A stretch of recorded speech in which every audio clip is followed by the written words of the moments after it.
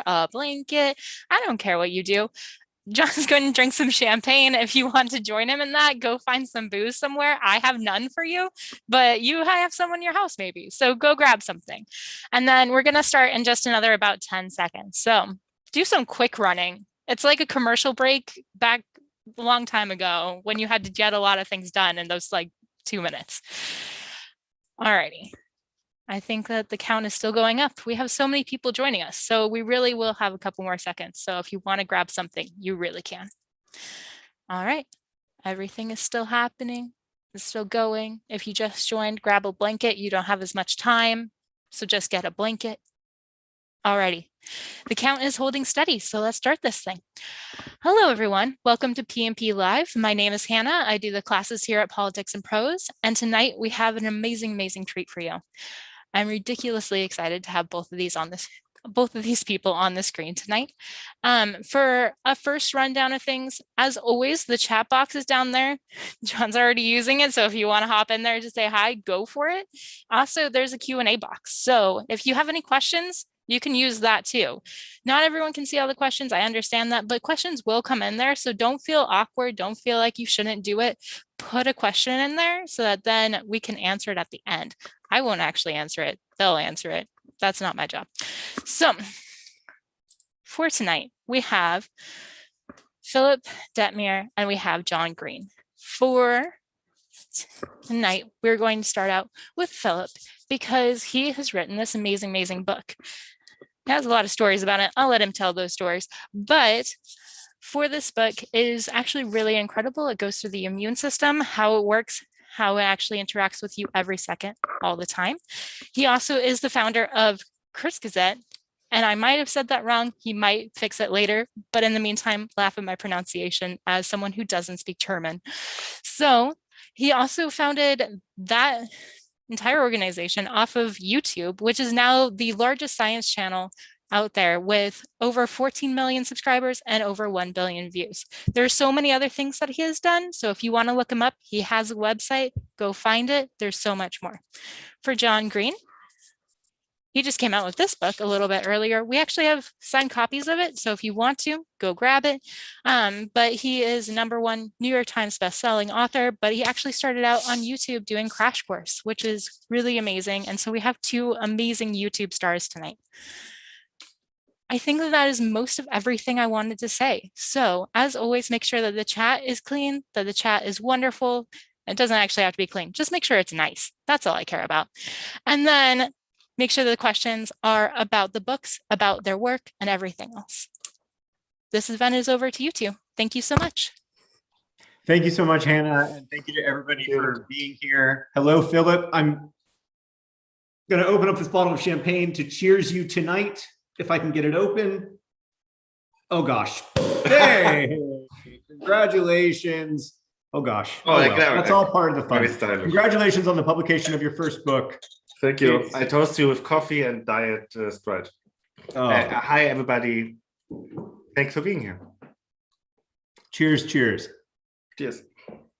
So this book, Immune, which everyone here has purchased. I'm not sure if it's arrived for everybody, but it is it's just a wonderful book. I read it in manuscript, but the actual physical book is, as you would expect of a book by the founder of Kurzgesagt, ridiculously beautiful and full of the kinds of insights and lateral thinking that you expect from your favorite Kurzgesagt videos.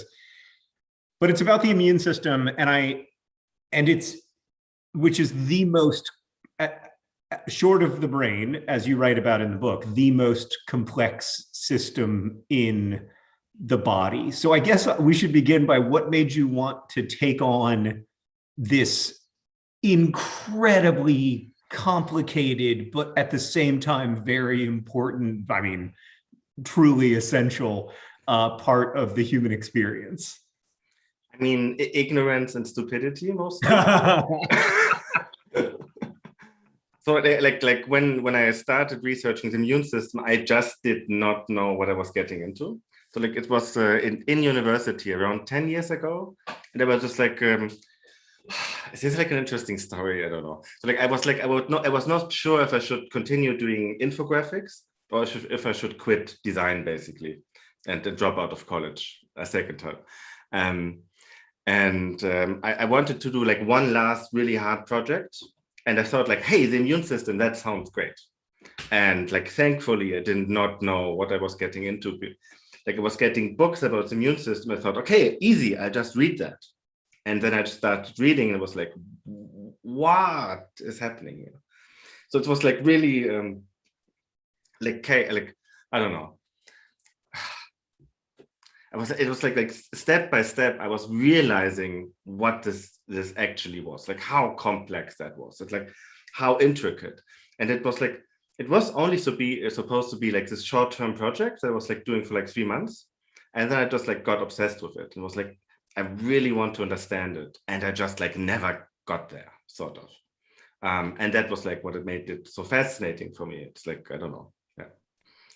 I'm a Matryoshka doll of the universe, basically. It does feel like a Matryoshka doll of the universe. That's lovely. And one of the things that you write about in the book is how the immune system is at once extraordinarily intricate and elegant, but at the same time full of these defense mechanisms that are just sheer, we're going to overwhelm this problem with numbers in a wildly disorganized, somewhat chaotic way. And then other times it's about, you know, the interlockings of, you know, proteins, and it's quite beautiful. And you start the book, or kind of like one of the foundational ideas of the book is what happens when you get a cut. Yeah. And walk us through, if you can, those first few moments when your immune system is responding to a rupture in the desert of the human skin. I mean, the first thing that basically happens in that situation is like a lot of deaths is happening, right? So like if you cut yourself or if you injure yourself, like many, like millions or billions of your cells even will just like die and be crushed and ripped into pieces. And the immune system is super sensitive to death.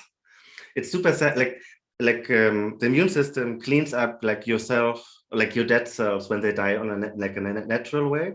But it also like whenever it like notices that a cell died in a way that it wasn't supposed to die, it basically loses its like calm. It like immediately like gets there. So like all under your skin, basically under every border you have like these. And okay, and it's like super simplified, just like nobody like can nail me on that. With like these like army of guard cells and all under your skin, and they basically they smell and notice this death immediately and are just like activated and go like, okay, what's happening here? And when you cut yourself, especially if you do it like with something dirty or like in the woods or like outside, or like bacteria and dirt and stuff that is not supposed to be in your body. It's like, yeah, like the immune system will like sense that, will like be attracted by the deaths and by all these like intruders and just like immediately attack. And the thing is,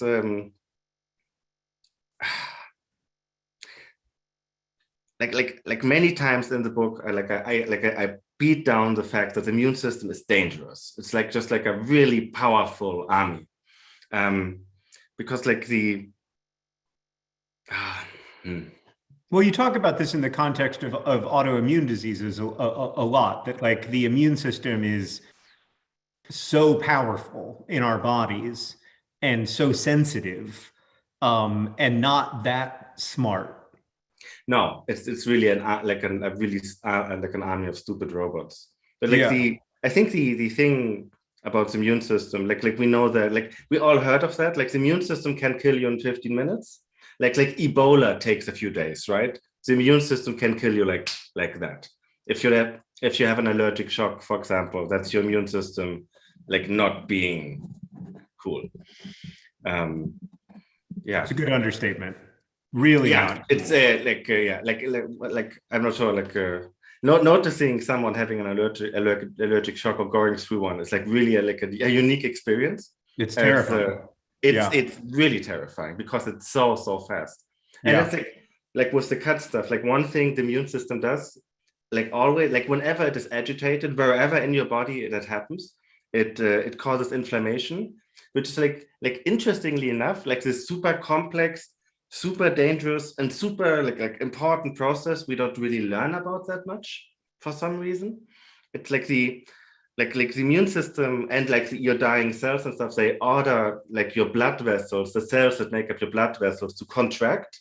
So like there's like spaces open up and like fluid rushes to wherever like the damage or like the insult to the body has happened.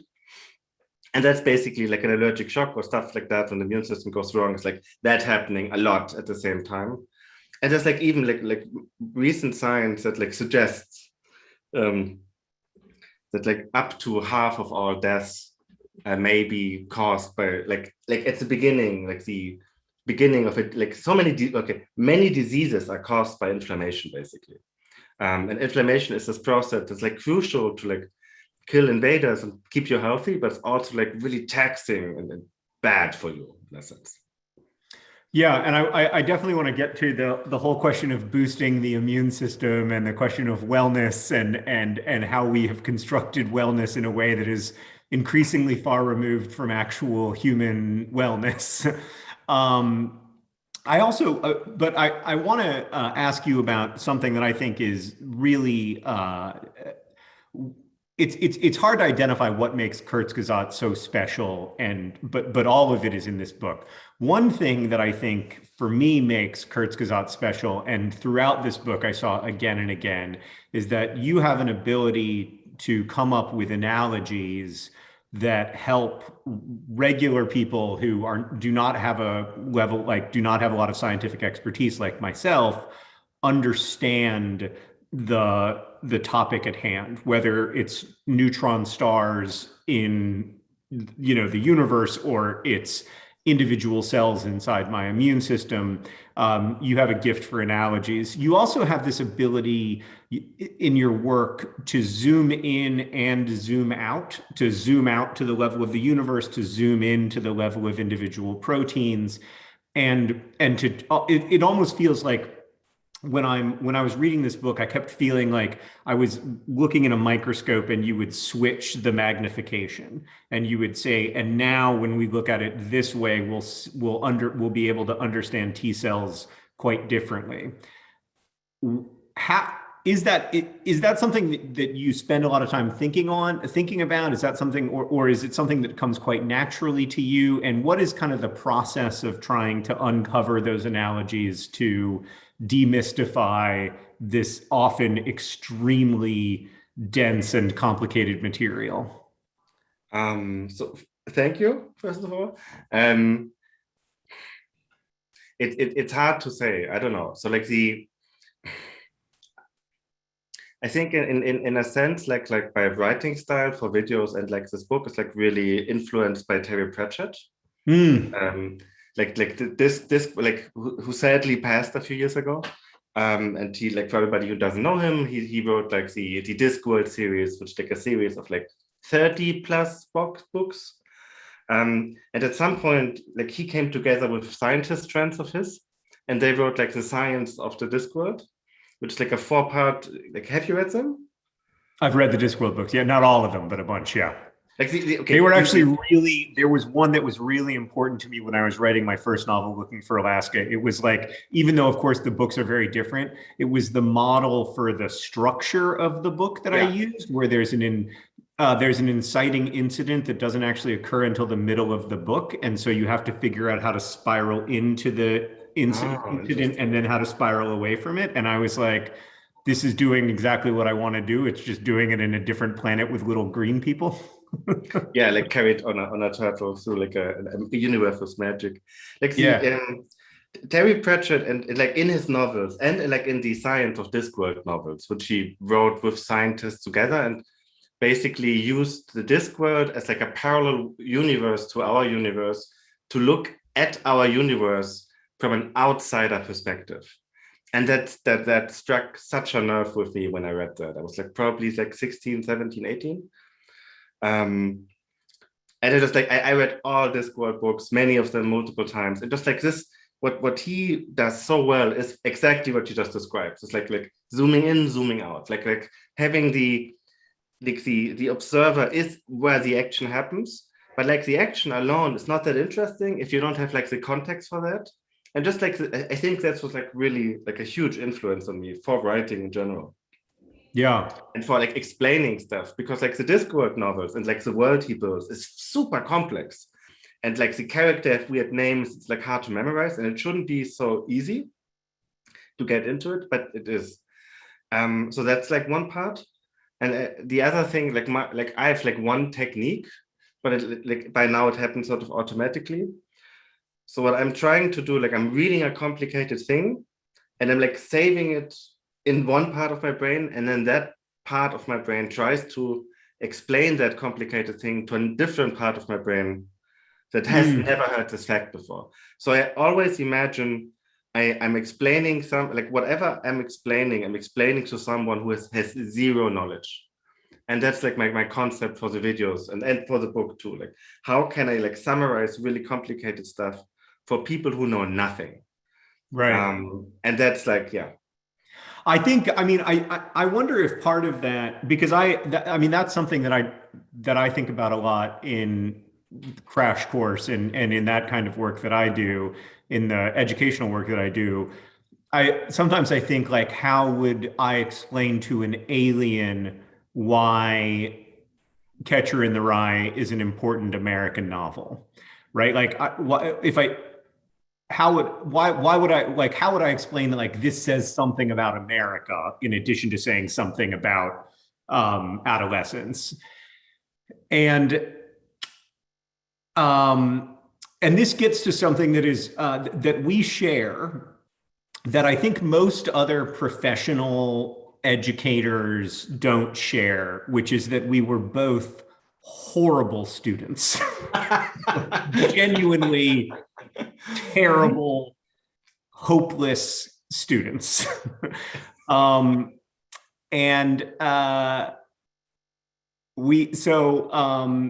want to ask you about that. You dropped out of high school. Like, you did not graduate from high school, and now you have written what I believe will be like a classic of immunology, which is maybe the most complex system in the human body that we have even some insight into. Take me a little bit on that journey of dropping out of high school to the becoming Kurzgesagt. Oh God. Okay, I try. So like yeah, I was a horrible student. Like I failed. I had to repeat classes. I was like very unhappy and like very unmotivated. Like school felt like punishment. Like it felt like hey, let me put you to, like, yeah, I was put into this place where like I was like tortured and like ridiculed and like constantly beaten down, sort of. Like I did my part too. Like I just like did not learn. I did not do homework, and I just suffered the consequences. And in Bavaria, like the schools that I went to were like fairly strict. That's like another thing. So yeah, like I left high school, and my poor parents were like very unhappy, and I was like genuinely like a like super annoying, super unhappy, super aggressive teenager without any purpose and anything. Me too, man. Oh God. Whatever my children do to me, I have deserved. And so like my poor parents like really had to go through a lot with me at that time. They put me into like a sort of like loser school. It's like I don't have the words to describe that in English. What's like, it's actually like the German education system is complicated, but like they put me into a place where like people like me who like didn't work in the system could like get like at least the basic educational level, so you could like you have like some sort of degree, not a good degree, but like at least something that you're not like completely waste for society, basically.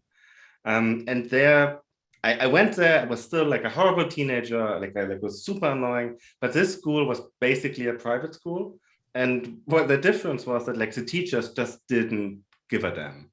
So they did not care about like any sort of like structural learning, like school, like regular school. And like all the teachers that were like great, and like they screamed at me, and just like made clear that like my behavior was like just like not happening. And there was like this one specific teacher, Frau Redans, who I really should say hi to after this whole book thing is over. And she was like in her 60s, and like her style of teaching was basically yelling. She just yelled at you. And like we were like a big room of people like me who were like not great kids, and nobody dared to like move, or like you could, like if you annoyed her, she would like eat you alive. So you had like no choice. You had no choice but sit there and like look at her and listen. And if she asked you a question, you better had paid attention, because she would like rip you into pieces. And I was like scared of her, but I also respected her. And what she did was actually interesting in a way. And I've like a key, like what I feel is like a key moment in my life, and I still remember it. Like she was like teaching history. She was like standing there and screaming at us as she did, and she was like explaining something, but like not like her history classes were like not dates and like structure. It was like what's the word? It's relationships. She like talked about relationships, and she talked about one thing that happened on the one side of the world that happened, and then triggered something else on the other side of the world. And I remember this moment sitting there and having like this, oh, wow, that's actually super cool. Wow, Yeah. like, I want to know that. Wow, okay, that's what, like I was really like taken aback, because I had not enjoyed like school at all up to this point. And like after that class, like this day, I like took my history book and I read stuff like without being forced to. And that was really the moment. I feel like this was like the moment that set me on that path that like would become 11 years later, kurz gesagt. But yeah. And it's very, that's a moment like the moments that you make for people in Kurzgesagt videos and in this book, that moment of seeing interconnectedness and of seeing how inquiry can lead to a sense of understanding connection, understanding the link between things, the relationship among things, as opposed to just finding out the dates on which things happened, or learning the list of the periodic table or whatever. Like for me, I remember being just thinking chemistry was for the kind of person I did not ever want to be, like chemistry was for like the kind of people I didn't want to be like when I grew up. And like, I can't tell you how much I had to learn about the periodic table before I ever, like how much I was told about the periodic table before I ever understood that there was a reason they were in that order. And there was a reason like everything was, there were this many rows and this many columns. And when I understood that, I was like, well, that is actually very weird and interesting. Like that the building blocks of the universe are fascinating. and I'm made out of them, and that's wild. And so are stars. Isn't that mind-blowing that like somehow like formal education like achieves it to like make that stuff boring? Like how is this even possible? Like that it should like life should not work like that. And it's like as you said, that's exactly the purpose of Kurzgesagt.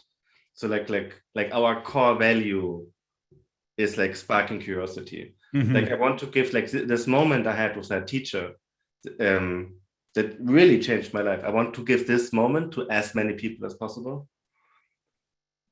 Yeah, no, and I think you have. I think like I see it in my son and in his friends, that and because of that ability to zoom in and zoom out, to understand that there is a deep and meaningful relationship between my immune system and a star, that like, like they are made out of the same stuff. Yeah. At a base level is fascinating. So I don't want to lean too heavily on your personal life, but I do want to ask you, if you're comfortable talking about it. I know that in many ways, like this book, you've described it as your white whale, that it's, it's way more than a decade in the making. It's, a culmination for you of a lot of life. But along the way, there were two big moments or two big forces that I think when I was reading it and knowing you personally that I thought about. The second is, of course, COVID, and I promise I will ask you about COVID. But the first, the first was that you had cancer, and you write a lot about cancer in the book. And I wonder I wonder to what extent, how much about the immune system and the relationship between the immune system and cancer was in your mind before you were diagnosed, and to what extent like that informed your experience with cancer, or was it sort of on the sidelines of the way you were thinking about the immune system and then was centered because you were going through that experience? Yeah. So I always found cancer fascinating, like genuinely. And there's like many unfinished scripts about cancer that like I will maybe finish someday. So I was like already like I was like comfortable like reading about it like way before. And when it happened, like I wasn't I knew some of the relationship between the immune system of cancer, but like not super deeply. And when I got the diagnosis, I had like a few weeks, like I had like a few operations before chemo started. So I had a few weeks left before my brain melted away. So in those weeks, I like read up on it a little bit and just like got fascinated, because in a sense, it's like if you have cancer, you like it's a failure of your immune system in a sense. Right. The immune system, like one of its really important jobs is like kill cancer cells. So like then during the chemo, I did not read about it. I was always occupied, and I got like stupid through chemo. So like and also like I want to say I think it was like one of the most interesting experiences of my life. It was like learning so much about my body and how it reacted to things and how much it could be pushed. For example, like after one round of chemo, basically my immune system went away. Like they like did regular tests, and I just like didn't have immune cells anymore. They were like all killed. And then I had to I was like at home after chemo, and they called me and said like, "Hey, come to the hospital immediately. Put on a mask. Be very careful. Take a cab." And then I was like isolated for like a week and a half, like something. Like, and my family, when they visit, they like had to get the whole thing. So like I like before COVID, I had this experience once of like, holy shit, like everything can kill me. Like I'm literally defenseless. And like I at this point I knew enough about the immune system that like, okay, that's actually not funny. That's like very real. Like if I have like no defenses, like everything can be deadly. And then, by the way, like I got like a drug that like boosted my immune system, actually boosted my immune system. It was like also like super strong drug. And like, yeah, we'll like mention boosting the stuff later. We'll get there. Okay, then I may tell the story later, but like, okay. After the whole thing was over, that like it actually rekindled my love for the immune system again, because like now I wanted to know like, okay, what went wrong? And like what exactly, like I knew, okay, like there's like some cells that like do cancer stuff, like the amazingly named natural killer cell, which has like the best name in immunology. Great name. Awesome, right? Like yeah, we all want a lot of natural killer cells. Oh, and you do, they're like amazing. And so many of the names in the immune system are so bad. It also calls attention to how good the name natural kill cell is. Yeah. And it's like this cell that just like goes through your body all the time and just like goes through every cell and like knocks and like, hey, are you cancer? Are you like infected with virus? Like, no, okay, cool. It's way more complicated, but like it's just like it goes from cell to cell, and like if it doesn't like the answer of a cell, it basically just tells them like, I'm very sorry, my dude, please kill yourself. It's like great cell. I love it. It's amazing. But yeah, so like this experience, like on many different points, like through that, like losing my immune system and like and regaining it with like these horrible drugs. It was like the immune system through the whole cancer experience, because I knew just enough, was like always with me. It's I don't know, yeah. Yeah. So it definitely gave me like another reading boost, like 2 years before the pandemic. That was like helpful, yeah. And then the pandemic came, and we're friends, so I saw you through some of those early days of the pandemic, when I think it's safe to say most of this book was written, and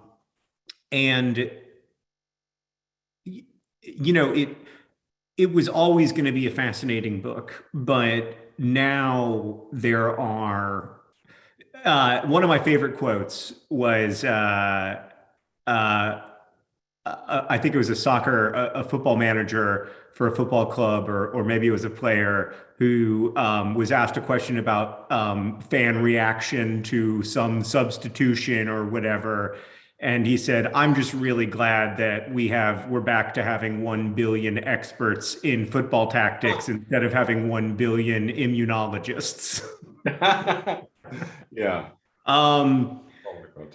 And so we entered this very strange historical moment on a lot of levels, extremely painful, massive amounts of loss, where the human immune system became, I think it's safe to say, highly politicized around the world. Yeah. And a lot of the politicization of the immune system is contingent upon not having a very sophisticated understanding of the immune system, I think it's safe to say. Yeah. And so how did COVID reshape this book, and also reshape the reasons why you were writing it?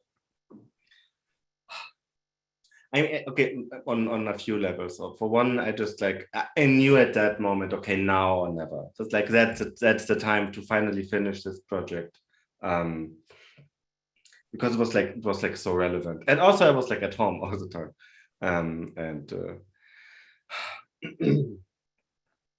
I mean that's a hard question. I think the thing about the immune system is, it's like the football analogy is amazing, because like so many people think they are like able to like know how your national team should like perform, and like all like armchair experts are like a really like a thing of our time. And with the immune system, it's super amazing, because like so many people have like feel they have an idea of the immune system, and so many people say so many nonsensical stuff about the immune system, and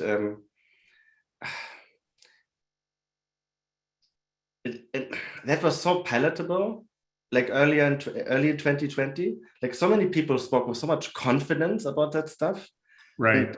And they created like relationships that I just like don't make any sense at all. Yeah.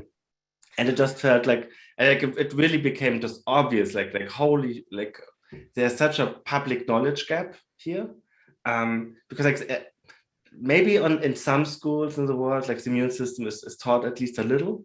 It like wasn't for me, or it wasn't in high school such like a long time, so I don't know, but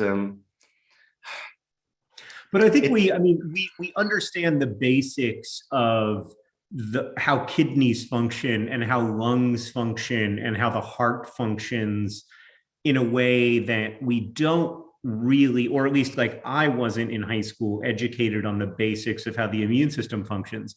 But one of the things that I find really important about this book is that it's complicated. And one of the reasons I think why like I was taught in high school about how kidneys work and how the heart works and how the lungs work is that it's literally less, like it's very complicated, and like if you're going to be an expert in it, it takes a huge amount of knowledge, but there's not a lot of parts of the immune system that aren't incredibly complicated. Like there's almost no way that you can talk about it without engaging in its stunning complexity, because it is so essential. It is like the thing that an organism needs to survive before it needs anything else on some level. Like it, and because so much of it is very ancient, like it's wildly complicated. That was one of the super fun things about reading and rereading this book, is that when you can engage with complexity as complexity, it's wondrous. But when you engage with complexity as this is, I need to figure out how to simplify this, or I need to figure out like what sort of conclusions to draw about a particular virus and the body's particular response to this particular virus from it, it becomes, I think, a vehicle for misinformation a lot of times. It's totally.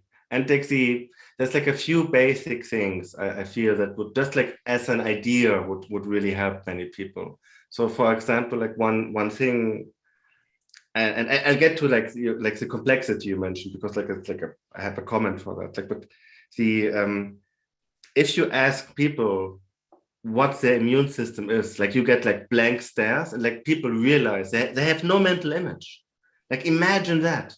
It's like your immune system as a whole is basically your most complex and like widespread organ systems. It's everywhere. Like your immune system is all over you. It is, and it is you. It's like it's your cells with your DNA. It's like not some weird extra thing.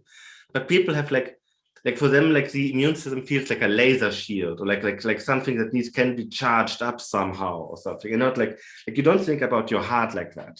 And like this general idea of like not like, okay, if you tell people, or if you make people realize that they don't have a mental image of that, that's actually like already like super fascinating. And with the complexity, so like a term I truly deeply hate is white blood cells. It's like white blood cells, your immune cells, like what? Okay, that's like, depending on the definition, but like that's like between like I don't know, like 6 to 20 different cells, like moved into like one. You have white blood cells and they protect you. Like, oh my God, that's like it has like it's used in like certain like areas, but like as a general public thing, like people know they have white blood cells, and that I think that like is less helpful than if they didn't know that. Like, Gets us back. Yeah, it's like it's really not helpful, and like I think at least. And you mentioned like the book is complex, and it's like it is, like it's.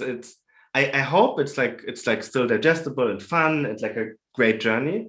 But like when I wrote it, I really had to like decide like how, like to which level of lies or like simplifications I should like go to in the end. And I like decided, okay, and the book is still vastly simplified. Like you're not an expert on the immune system after reading this book. And that's, and still it's like not like, it's still like it like the book asks a little bit of you, and it asks patience at a few points, because I decided I want to at least talk in earnest about about how the system really works. And there's like one difficulty spike in the middle, and like once you get that, like it's all smooth sailing. Sorry, but yeah, I think like giving people like the chance to like engage with this complexity, it feels worth it to me. Yeah. And as Catherine has just said in chat, it's a total joy to read. You did a fantastic job, which it is. It is fun. It is fun to read, precisely because I have one, like, I mean, and I said this to you before, and but I want to briefly re-say it here in public.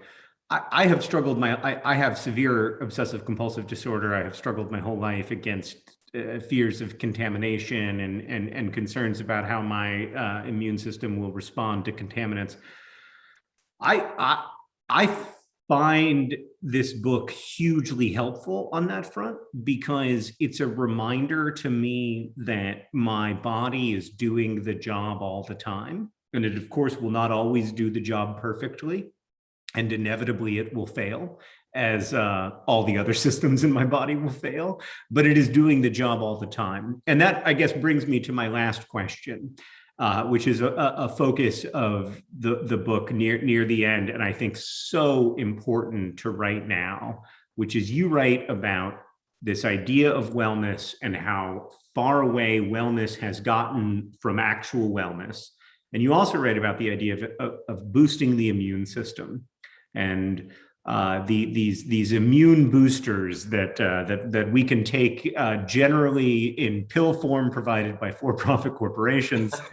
And I want to ask you about wellness and immune boosting, and why that was an important part of that was important for you to take on in this book. Yeah, it's like it's very closely to the end, because like I wanted to drive something home. So like the whole book, you get like explain all these different systems, and like a core thing about the immune system is it's extremely dangerous to your enemies and to you.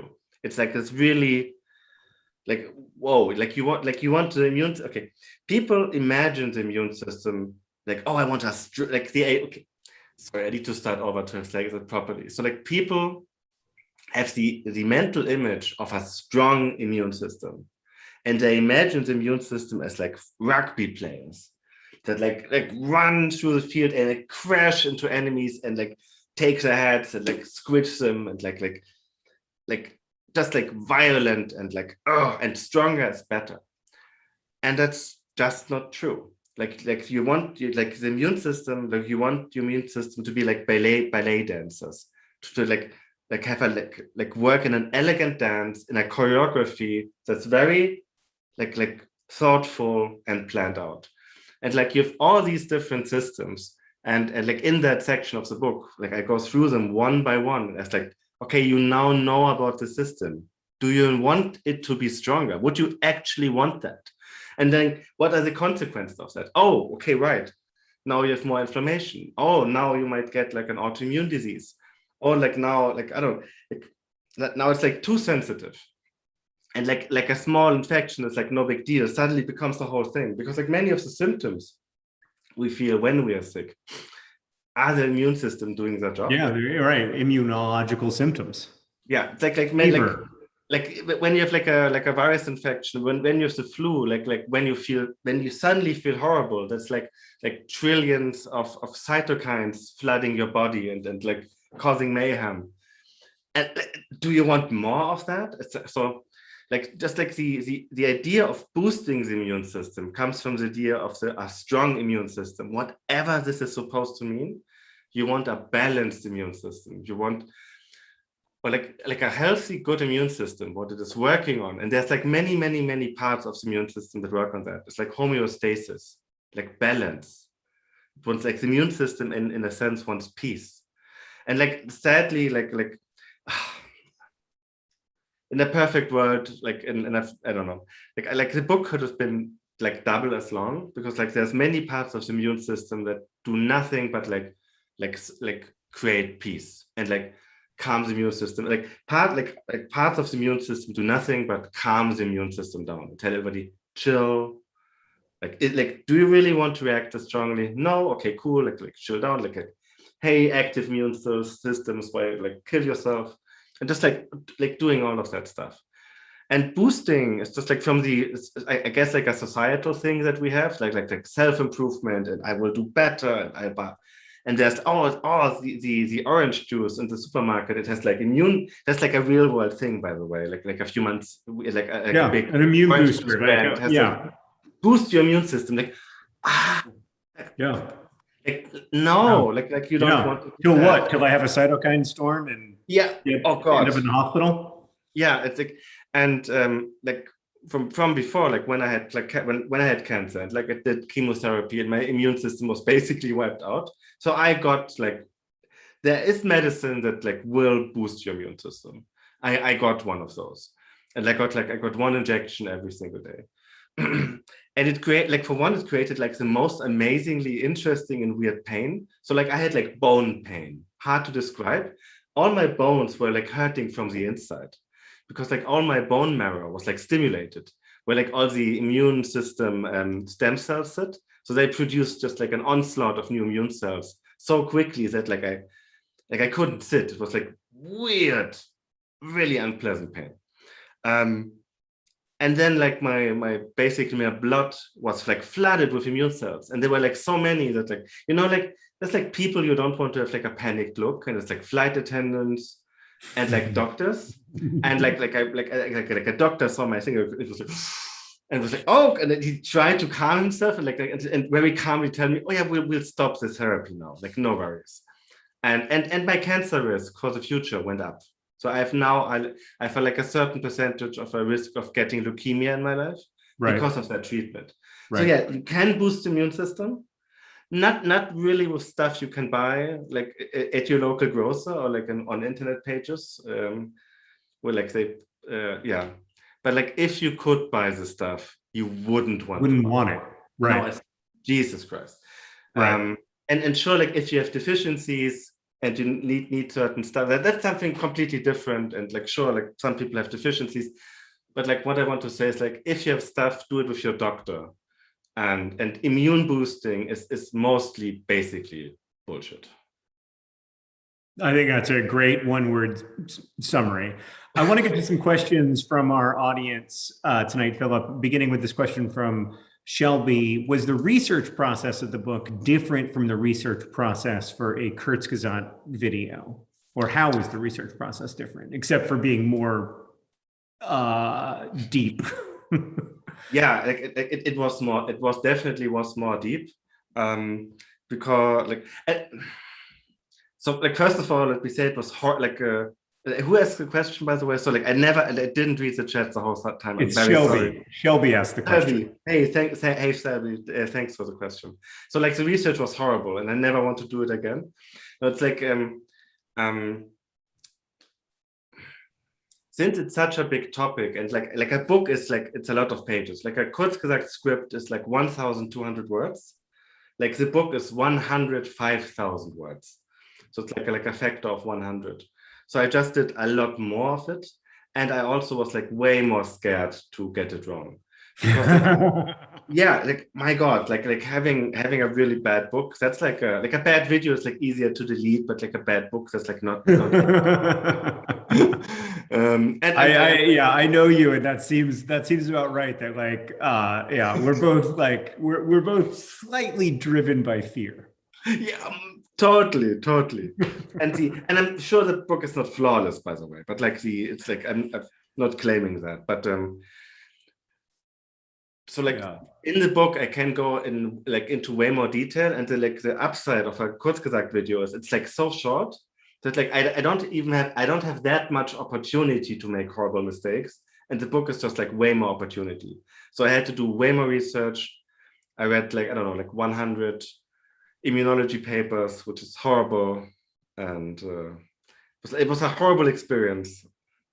I hope that answered the question. Yeah, it's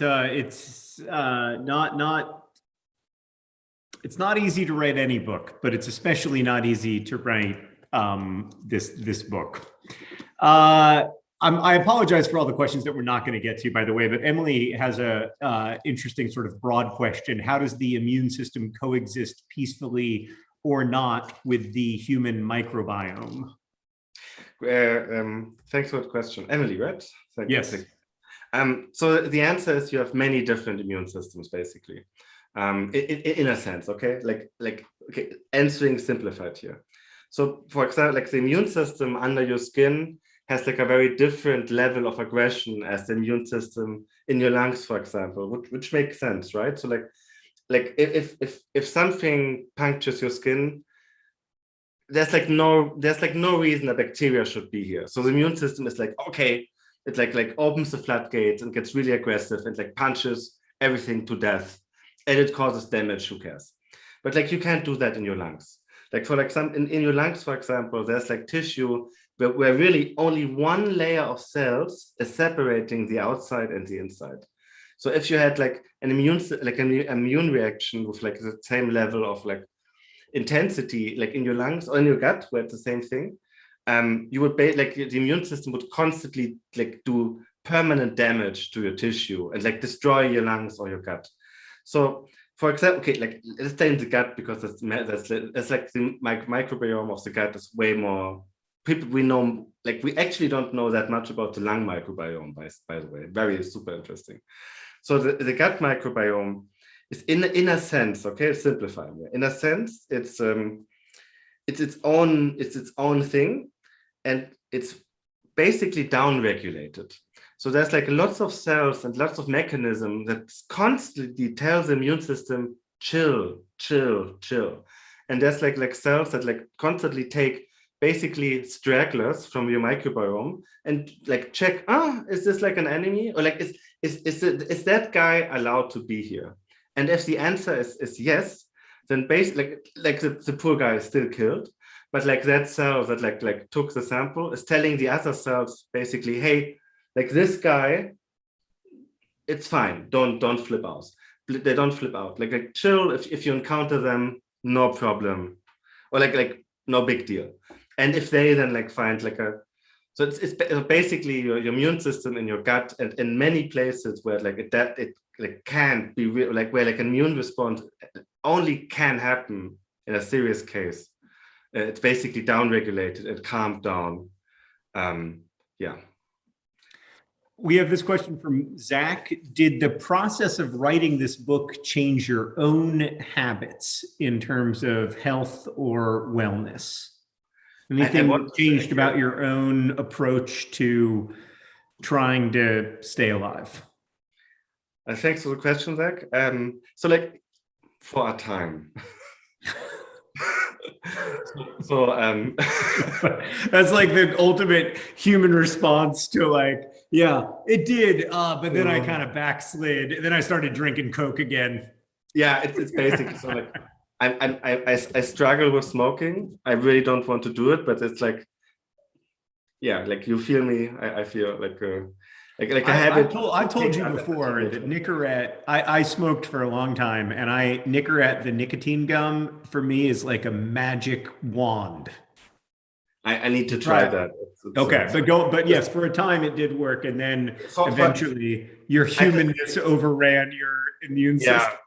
It's like I have a short chapter about like the immune system and smoking, but like very short, because like the smoking basically makes your immune system like stupid and then less effective and stuff.